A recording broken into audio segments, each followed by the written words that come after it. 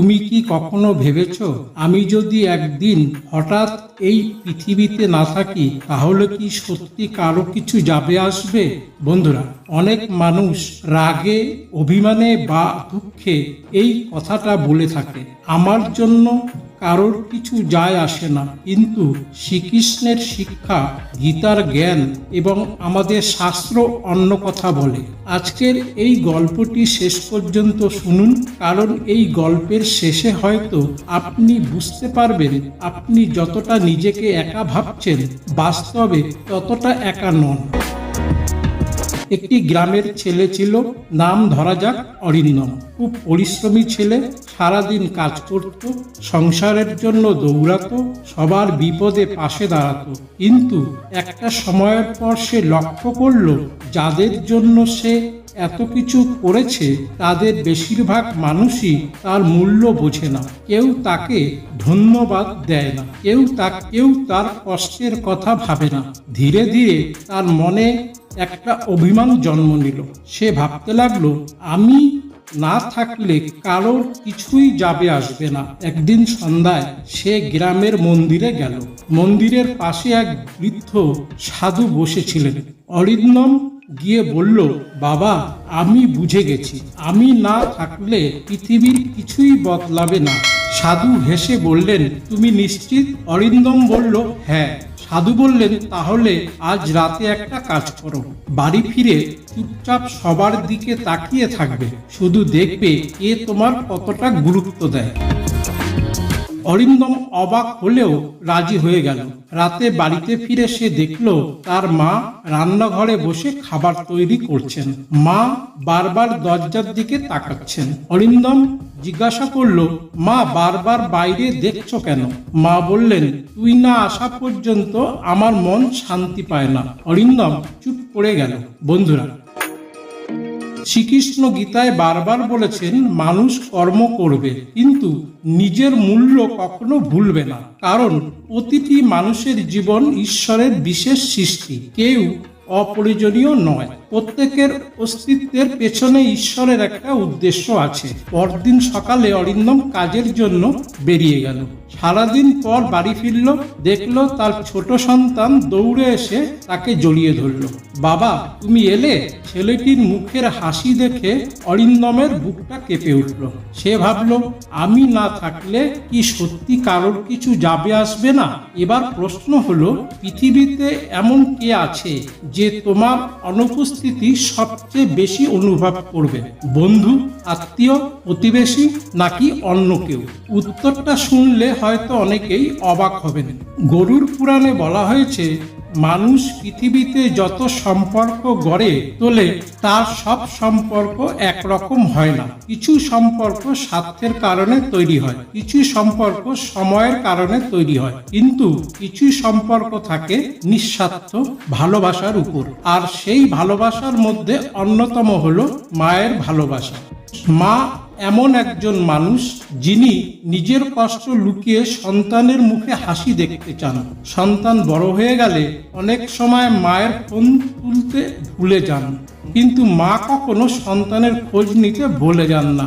সন্তান যত বড়ই হোক, মায়ের চোখে সে সব সময় ছোট শিশুই থেকে যায়। একদিন অরিন্দম কাজের জন্য অন্য শহরে কয়েকদিনের জন্য গেল।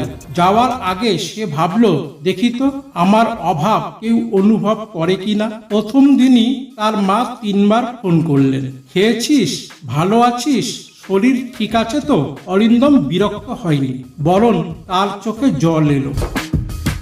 শ্রীকৃষ্ণ বলেছেন, যে ভালোবাসার মধ্যে স্বার্থ নেই সেই ভালোবাসাই সবচেয়ে পবিত্র।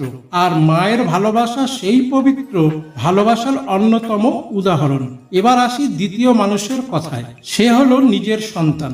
ছোট সন্তান যখন বাবার বা মায়ের হাত ধরে হাঁটে তখন তার পুরো পৃথিবীটাই সেই মানুষটার দিকে ঘিরে থাকে। সে বিশ্বাস করে, আমার বাবা সব পারে, আমার মা সব জানে।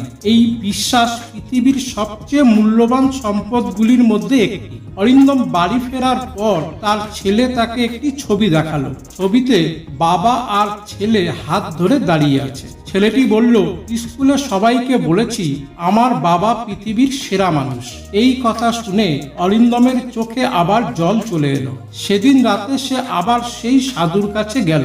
বলল, বাবা আমি ভুল বুঝেছিলাম। সাধু মৃদু হেসে বললেন, কি বুঝলে?